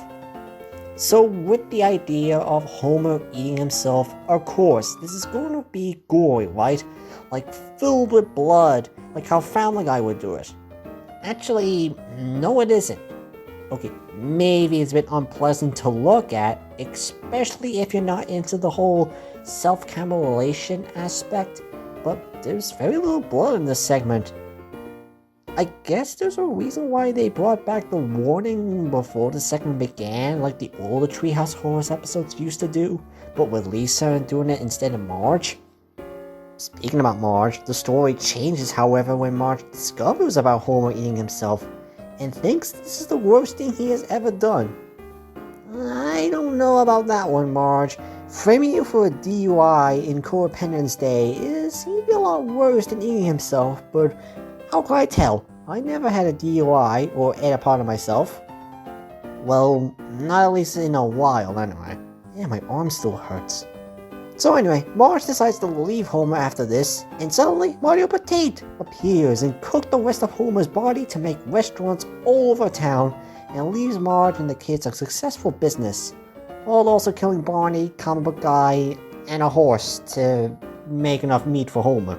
How do they get so much meat out of Homer? Now they mixed in some Barney, Comic Book Guy, and horse. Horse?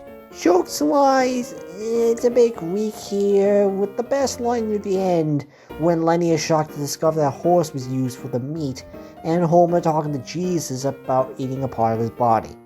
So it's just an okay segment that shows that the writers will use fetishes on the internet for a segment. Do you know what it's like to have everyone eat up your body? Yeah, like every Sunday, pal. You don't get more of those. An homage to Body Snatchers, which in itself was a ripoff of The Thing. This will be the last word I ever say. Simonus! This segment starts at an underwater Maple facility, where the late great Steve Mobs unveils the new Maple phone. Turns out, however, that Maple is all a cover-up for a group of plant-based aliens to distract all the humans on Earth while they unleash their body-snatching spores upon them. This works to great effect, as the people of Earth are too busy looking at their phones to notice what's actually going on. The spores start spreading fast and wildly, infecting Lenny, Carl, Comic Book Guy, and Otto as well. The kids rush to the precinct to warn Chief Wiggum, but they're too late, as the chief is already being taken over by spores. Lou shoots and kills Plant Wiggum, and he and the other kids escape using the police cruiser. Unfortunately, there's a plant blockade, and Lou is dragged from the car by some vines before the vines quickly take over Bart and Lisa as well. Not sure what happened to Maggie, kinda seems like they just left her at the precinct, but whatever. We then get a trippy Lisa montage starring the salad dance and Lucy from Not Futurama, before she wakes up in a new world. She awakens to see the plant people from before, except they're actually a peaceful race, as they were just transporting the bodies to this planet and not actually killing them. Turns out they were trying to save them from their phones that were taking away from enjoying life every day, but this plan goes awry when they just happen to have phones with them thanks to a Christmas tree. The segment almost had something. There was definitely an interesting story to tell about the pod people, even if it's one that's been done before, but it feels like they kinda just shoehorn in the message about cell phones overtaking our everyday life. Not only do they portray this message in an extremely preachy way, but it doesn't even make that much sense. Even if they weren't on their phones, how would they be able to stop the spores from spreading? Hell, we don't even see people on their phones all that much except for the beginning and end.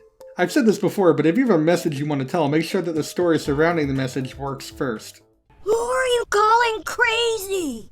I'm not that loud! The segment begins with Bart, Milhouse, and Nelson all trapped in a room in an undisclosed location, with their legs shackled to the pipes.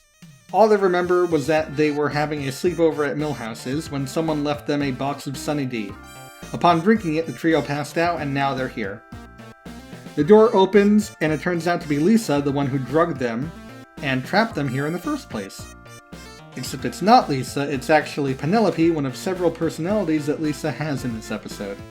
She teases the boys with multiple different personalities before mentioning that she'll be back to kill them later. The boys try to hatch a few plans to escape their prison, but nothing seems to be working. Later, Lisa comes back, this time as a Scottish lass, and leaves the keys for them to escape, saying that there's no way they'll get out of there alive anyway. Once the three exit the room, they're greeted by a hallway of headless dolls, torn up books, and burning effigies. Wish I could burn the calories off that easily. Same, Milhouse. Same. They climb up the ladder, revealing that they're at the Springfield recycling plant, and Lisa's personality turns into one of an angry psycho killer. She pushes Milhouse into some cans of motor oil, then slides him into the newspaper bundler where he presumably dies. Nelson tries to make a run for it, but Lisa drops a box of magnets right by him, attracting a forklift to impale him. Finally, she goes to take care of Bart, but not before Bart remembers exactly how Lisa turned out like this. Turns out sometime not too long ago, at school, Miss Hoover dropped Lisa's spelling exam, and Bart just happened to pick it up, and as a prank, he changed all the answers. He then showed the paper to Milhouse and Nelson, who thought it was hilarious, and put it back in Miss Hoover's stack, where she promptly gave Lisa the F. And the F makes Lisa snap. Lisa pushes Bart into a pit and threatens to crush him with a pile of garbage. She turns back to normal for a second and says that if he wants to live, he better have a heartfelt speech ready.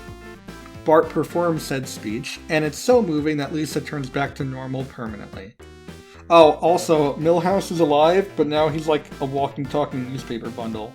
So, Split, the movie this segment is based on, is really good and I highly recommend you watch it if you haven't already. But this isn't quite on the same level of excellency. I could go over the plot holes, like how and why Lisa trapped Milhouse and Nelson if all they did was laugh at Bart's prank, which she wasn't even there for, so how would she know? But I think I'd rather talk about how they handled the whole idea of multiple personality disorder. This psychological condition is said to be caused primarily by childhood trauma, and I suppose that one could make the argument that an F for Lisa would cause her some sort of trauma, but it's kind of handled here with little to no grace. The only plus side is that we get to hear Yeardley Smith's impersonations, so that's kind of cool, I guess. It could make me a fortune, or fill the world with monsters. It could make me a fortune. Mr. Burns comes up with the ingenious idea of combining the DNA of the elderly with the dinosaurs to make them more spruce and lively, and have them live on an uninhabited island. After a year of construction, the island is finally done, and Mr. Burns, Smithers, and because Grandpa and Marge's mom are inhabitants, the Simpsons family all head over to the island via private helicopter. Once they arrive, Mr. Burns gives them a quick overview of how everything was made, and shows them just how well the seniors are doing for themselves. And yeah, they are looking livelier and happier than ever. The family reconvenes with Grandpa, who says that his life is going great, and the only thing he has to complain about is that they keep it a little too cold in the dome of which they inhabit. Homer is happy to help out his father, and ignores the sign by the thermostat in order to raise the temperature. This goes disastrously, as this is the catalyst that sets off the elderly's transformation into dinosaurs, even Hans Moleman. Dang it!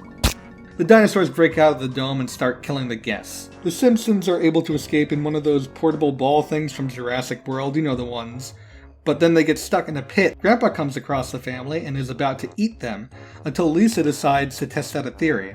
She treats Grandpa like an actual person and wants to listen to everything he has to say. Turns out, this works as the dinosaurs just want to be seen and heard as people.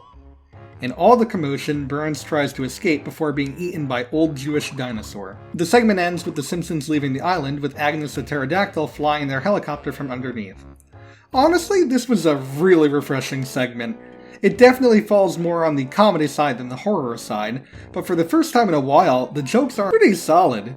The whole time, you know something is going to go wrong. From jokes about flying over all the failed Jurassic Park experiments, to the song playing about the elderlies getting stuck and looping over the lyrics "can go wrong." So you're not watching to see if things go wrong, you're watching to see how things go wrong, and who causes them to go wrong. And while the setting is relatively uninspired, the designs of the elderly dinosaurs stand out really well, with Grandpa and Jasper being highlights. Honestly, after almost 90 of these, it's just nice to be able to see that they're having stupid fun with these plots.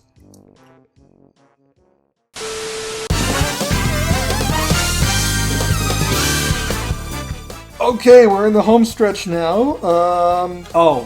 Before we begin, I just wanted to say that this is the 666th episode of The Simpsons, and apparently a Treehouse of Horror episode was planned since the show's conception to fall on the 666th episode. I don't know if that's actually true, but if it is, that's pretty cool. Okay, on to the segments. We're almost done.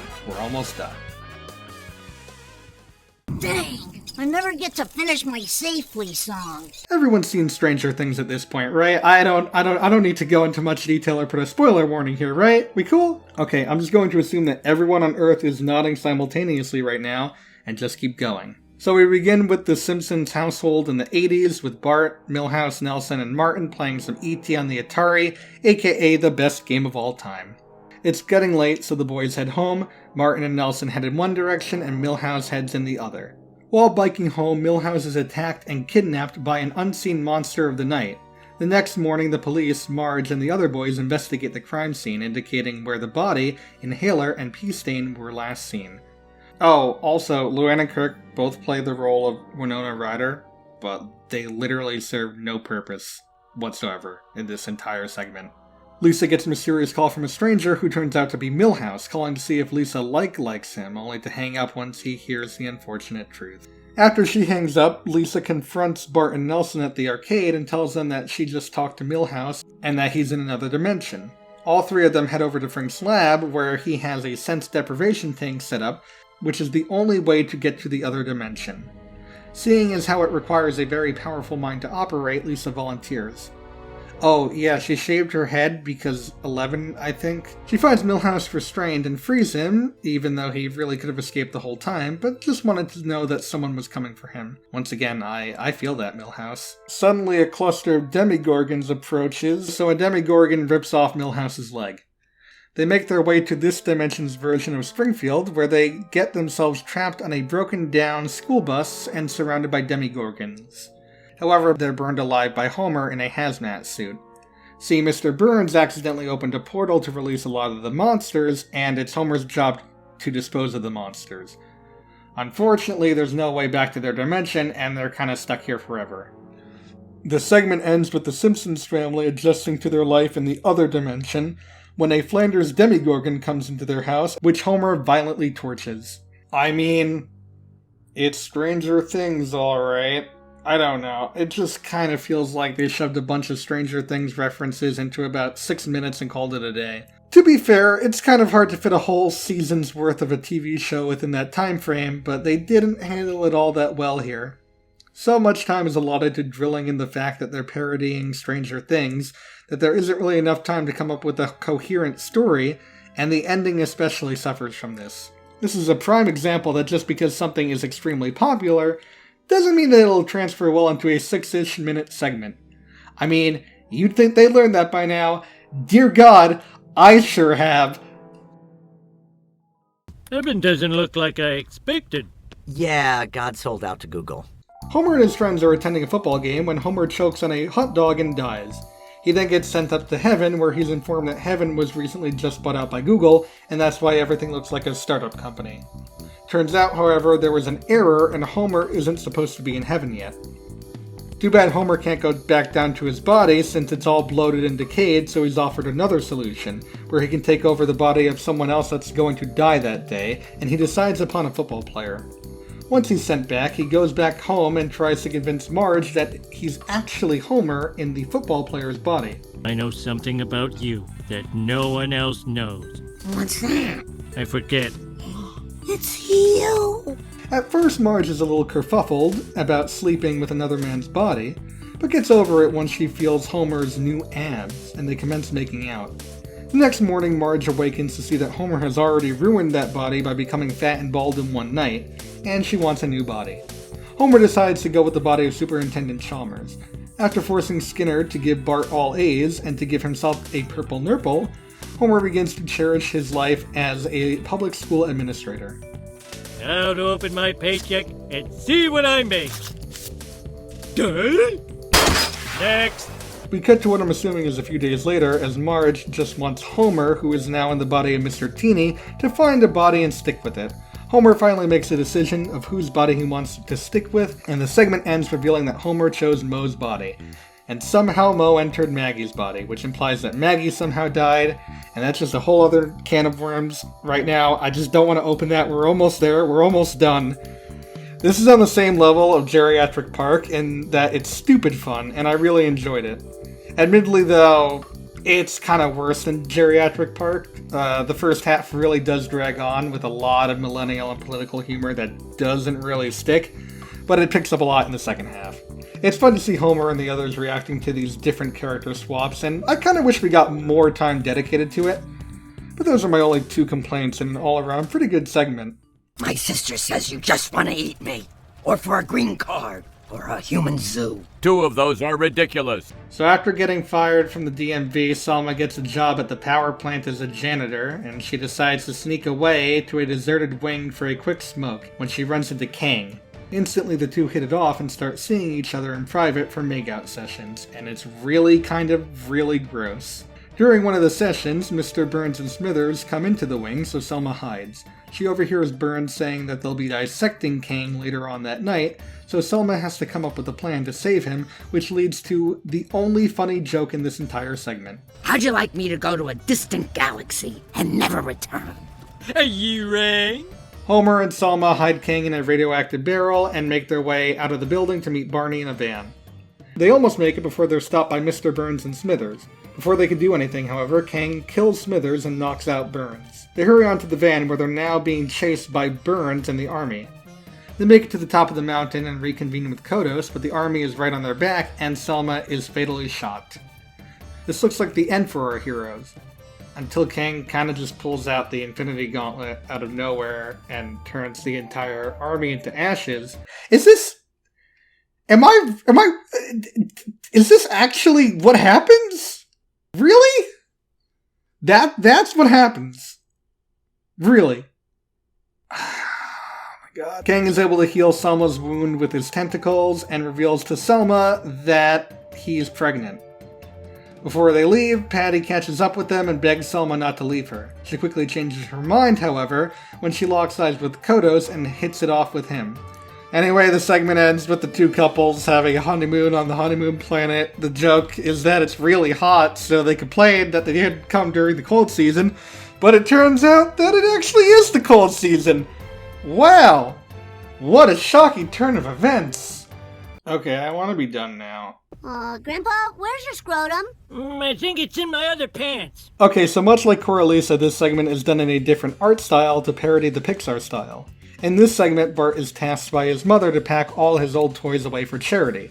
He tells his mom that he just wants a minute to say goodbye to his toys, but Marge's interpretation is different than Bart's intention. We then get a montage of Bart mutilating his toys in different and horrifying ways, including blending his army men into a liquid substance to feed Homer, and blowing up a shit ton of toys at once, all accompanied to a Randy Newman parody song. Bart finishes packing up his toys, and Marge rewards him by giving him the new Radioactive Man action figure. When Bart goes to take care of something else, it is revealed that the Radioactive Man figure is actually alive, and is excited to belong to a sweet little boy. That's when the Krusty doll comes alive too, and tells the action figure all about how terrible Bart is to his toys.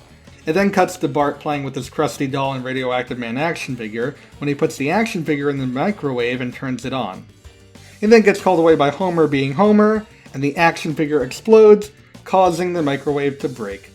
The toys hold a funeral for the action figure and decide that this is the final straw and they need to teach Bart a lesson. At night, when Bart falls asleep, the toys sneak out to the treehouse in the backyard. The toys awaken and reveal to him that they're actually alive.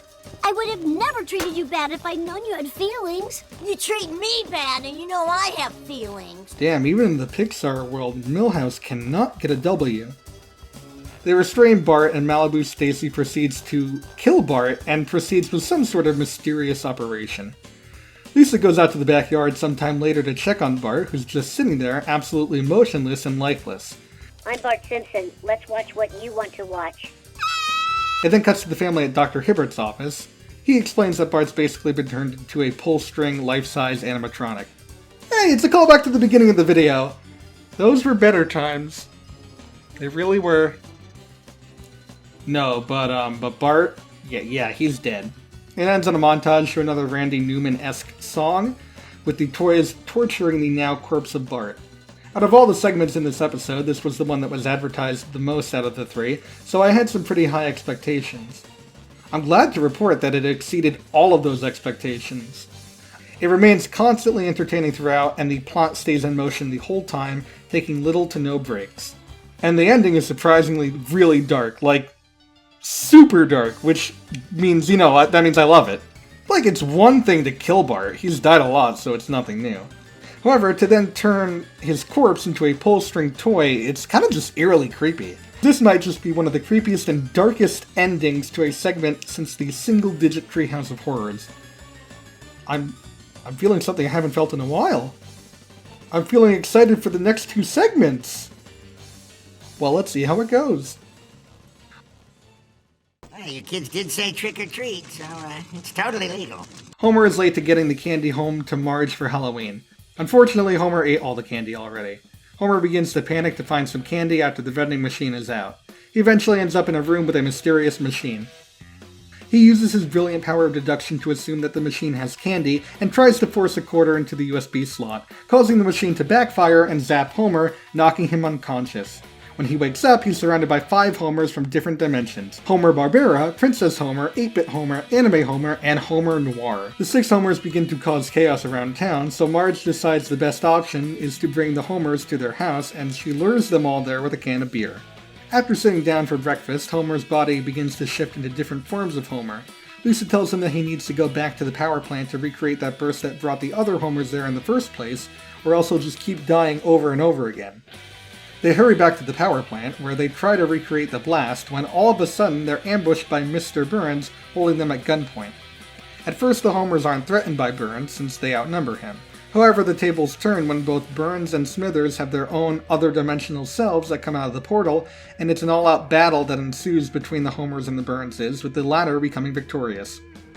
Despite this, Burns decides to send all the other dimension versions back through the portal when he realizes that he's not considered the top dog. The segment ends with Marge ending up with Homer Noir, only for it to turn out to be Homer Barbera. As far as middle segments go, this one is really solid. They're able to cram a lot into the 6 minutes without anything feeling too forced or rushed. The only problems I have with the segments range from nitpicks like 8-bit burns not even being 8-bit, and disappointments like me kinda wishing that Anime Homer was just Mr. Sparkle, but other than that, I really have no complaints. Am I ready to put Night Night Moon in the hand-me-down box? Okay, we're at the final segment of the marathon, and hoo boy, is it really good actually. It starts out with Lisa writing in her diary. She's going to turn 9 at midnight, and she's having a mid-child crisis. Marge calls her downstairs to come to the party. When she gets down, she's berated by Sherry and Terry for having a party for losers, and Ralph isn't exactly helping that case. Somebody kill me now. Lisa wakes back up, shocked to see that she's still alive. At first, she thinks it's a dream until she comes down and sees that everything is exactly the same as it was right before she died. Remembering what happens next, and realizing that she can now change fate, she places Milhouse directly where she was, and lo and behold, the car crashes into Milhouse instead. Lisa is ecstatic that she cheated death, but Nelson pulls her aside to talk to her. They head to the backyard, but before Nelson can say anything, the treehouse falls down and kills them both. I guess you could say it was a real Treehouse of Horror. Why'd I do that? Oh, my voice. That was a terrible idea. Oh my god. Lisa wakes up to the moment where she's writing in her diary yet again. She vows to solve this dilemma while slamming her desk, causing the roof to crash on her, killing her yet again. To repeat, I can solve this. Before she heads downstairs, Nelson hurries into her room to inform her that they're both stuck in a death loop. We then get a quick montage of Lisa blowing out her birthday candles repeatedly, each time causing both her and Nelson to die in different ways. It's getting pretty annoying for them, so they decide to go to Comic Book Guy for help to get them out of the loop. He shows them multiple movies and scenarios that have temporal loops, and the solution to get out of all of them. Comic Book Guy states that since they're in this loop together, they must use their special powers together to get out of the loop. Later on in the night, after some thinking, Lisa comes to the conclusion that her special power is insight, and her insight on Nelson is that they need to find his missing father. Or they could just kill Gil, the driver of the car who killed Lisa in the first place. This in turn kills the temporal loop, giving them their old lives back and them fading away from this temporal loop timeline. Lisa goes home and learns to accept that she is indeed getting older and to just enjoy the time that she has day by day. This segment ends with her finally blowing out her birthday candles. I gotta say, I wasn't really expecting a segment with not only a wholesome ending, but a valuable message. I'm honestly surprised that the other two segments got more press than this, because this one is really solid and entertaining. There's something hilarious about seeing Lisa and Nelson die in all these creative and gruesome ways, and like I said, it has a really strong message that actually doesn't feel forced. I can count on one hand the number of times they were able to pull that off in Treehouse of Horror. Honestly, this whole episode gives me hope for the future of Treehouse of Horror. This felt like a breath of fresh air, and I can't think of a single bad thing in this entire episode. Actually, scratch that. The cold open is genuinely terrible. Just skip it if you can, because the rest of the episode more than makes up for it. Oh, so that's all of them. All 93 segments of Treehouse of Horror covered and reviewed. This was no doubt quite an undertaking, and I would not recommend anybody trying to marathon all these episodes back to back like I did. Otherwise, you're going to get burned out really fast. I've also learned that if you let the guests choose which segments they want to cover, you're going to be left with a lot of not great leftovers. With that said, let's go into my favorite and least favorite segments in a quick lightning round. Number 5 worst, Hex in the City, Treehouse of Horror 12. Just a boring segment overall. I've watched it 3 times now, and I still don't remember what happens without rewatching it again. Number 5 best, The Devil and Homer Simpson, Treehouse of Horror 4. This segment has Homer Simpson at his finest, some great visuals of hell, and casting Ned Flanders as the Devil was an ingenious move that's still paying off today. Number 4 worst, in the Navi, Treehouse of Horror 22. Out of all the trendy cash grab segments that I covered, this one was undoubtedly the worst. Unfunny, not scary, did the least to diverge from the source material and be its own thing. It's just bad. Number 4 Best, Homer Cubed, Treehouse of Horror 6. Despite the now dated visuals, this segment holds up surprisingly well as the first time the Simpsons took a risk with a different art style, and it really pays off. The empty 3D landscape is really eerie, and it plays really well off of Homer's bumbling nature. The comedy here is peak as well. Oh, glory of glories. Oh, heavenly testament to the eternal majesty of God's creation. Holy macaroni! Number 3 Worst, Master and Cadaver, Treehouse of Horror 21. Like number 5, this segment is so boring, except somehow it's even worse. The plot is a drag, the conflict is forced, and it's not even funny or scary, and I had to fire a perfectly less than average robot because of it. Number 3 Best, I Know What You Diddly Idly Did, Treehouse of Horror 10. This is probably my most controversial pick, but I think this segment really does a good job blending the horror and comedy, and out of all the times they pulled a random ending, this is the best one out of all of them. Number 2 Worst, The Fright to Creep and Scare Harms, Treehouse of Horror 13. Out of all the segments I watched, this is the only one I can genuinely say made me hate it more upon rewatch. This segment is the amalgamation of a forced political message and a mess of other plot points that were pulled off much better in other segments. Number 2 Best, The Shinning, Treehouse of Horror 5. I'm talking about the best Treehouse of Horror segments. It was kind of obvious that this was going to place somewhere on that list. Everyone who's watched this segment already knows just how good it is. This is The Simpsons at its finest and might objectively be the best Treehouse of Horror segment. Number 1 Worst, The Diving Bell and the Butterball, Treehouse of Horror 22. Like number 3 and number 5, this one is boring. But here's the thing, at least in those two segments, stuff actually happens and you can make an argument that there's something of value to find in them. With this one, literally nothing happens and the entire segment's conflict is resolved by a drawn-out fart joke. It's not scary, it's not funny, and unlike the other 4 worst, it's nothing in the middle either. The best way to describe this segment, it exists and we all have to deal with it. Number 1 Best, Terror at 5.5 Feet, Treehouse of Horror 4. While The Shinning is a much better episode on almost every level, I personally had to go with Terror at 5.5 Feet. Call me biased, like I said, it's my list, so that would make sense. It's the segment that stuck with me the most, and even after rewatching it to make sure that I wasn't being blinded by rose-colored glasses, it still holds up to this day.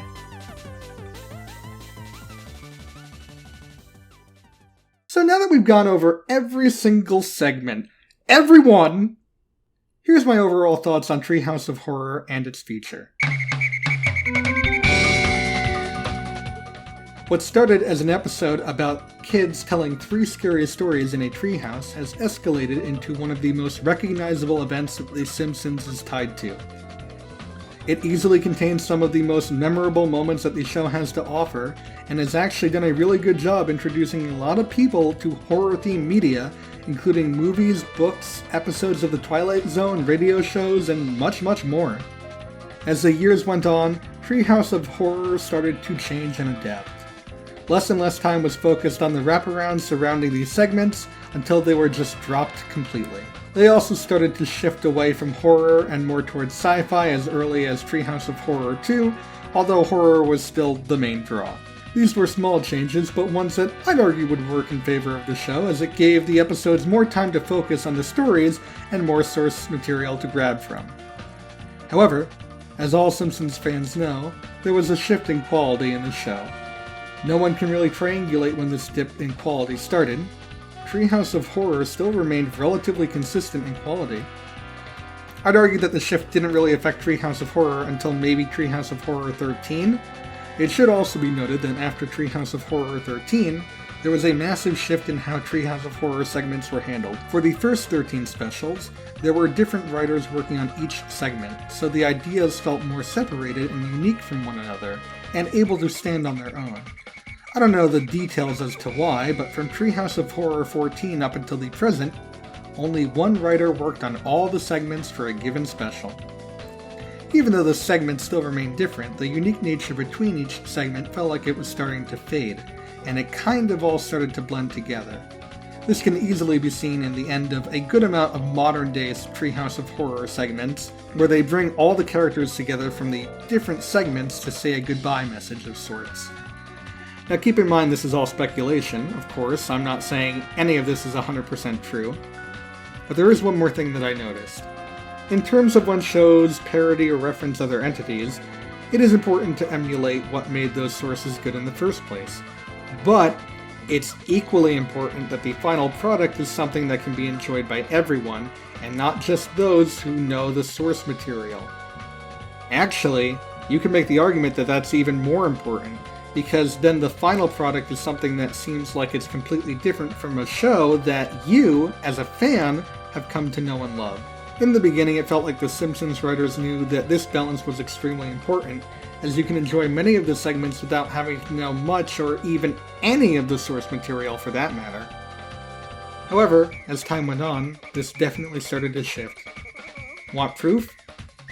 I mean, if you're really asking for proof, I'm sorry you just sat through this whole video. So I guess this is what I'm trying to say. What started as a model of making Simpsons episodes that reference the source material, at some point became a model of making the source material with Simpsons references. And as an avid Simpsons fan, this is devastating to see.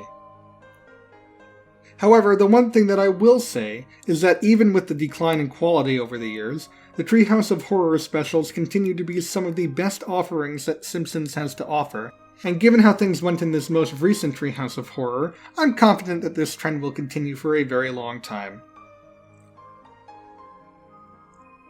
Thank you very much for watching this video. It's absolutely massive and no doubt the biggest thing I've ever worked on. Before we get to the end card, I just wanted to shout out everyone who helped with this video by covering a segment or two. They've all been a blast to work with, and I appreciate everything they've done to help me. So huge thanks again to Cargo Memer, wolfkaosaun, ShadeX, HatsOffMedia, Rushaan, Zac Quinn, Jason X, Buster Corp, Manuel D, Swindon, GeekToons, Dylan Doodle, Lorcan the Hedgehog, Smeef, TheManPF, Biff Weed, Xenunnaki, Miles 834 or 8341, I actually don't know which one it is, and AndrewIG. Anyways, that's all for me today. I hope you all enjoyed. I'll personally be taking a long break from The Simpsons. But don't worry, seeing as The Simpsons will seemingly never die, there's going to be plenty of Treehouse of Horror episodes for years to come. Oh god, I'm gonna be doing this forever.